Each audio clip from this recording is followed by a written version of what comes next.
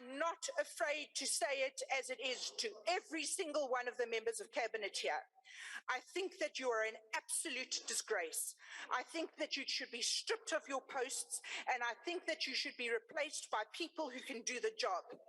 We are run like a mafia syndicate, and not me and not a single member of the Democratic Alliance will allow this to carry on.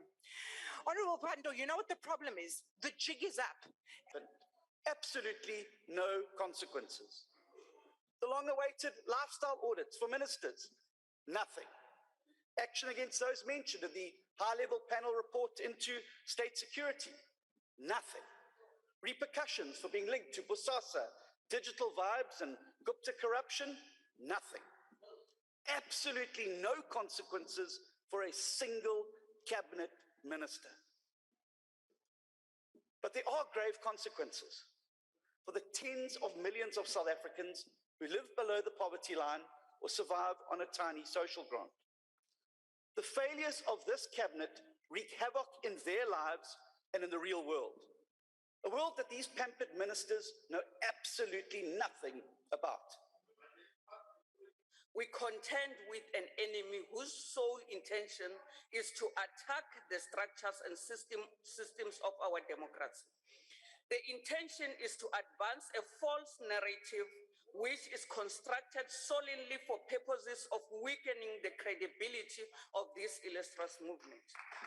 We must therefore emphasize, Honorable Speaker, that every effort that the ANC-led government has undertaken since 1994 has been centered around deconstructing the far-reaching impact of South Africa's colonial and apartheid past, which is layered with deeply ingrained structural poverty and inequality.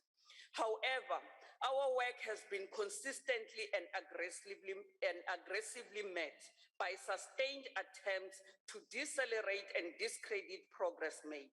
It must therefore be asserted that the architects and proponents of South Africa's poverty and inequality are waging a concerted onslaught against our leaders in an effort to keep intact old patterns of social, political, and economic power.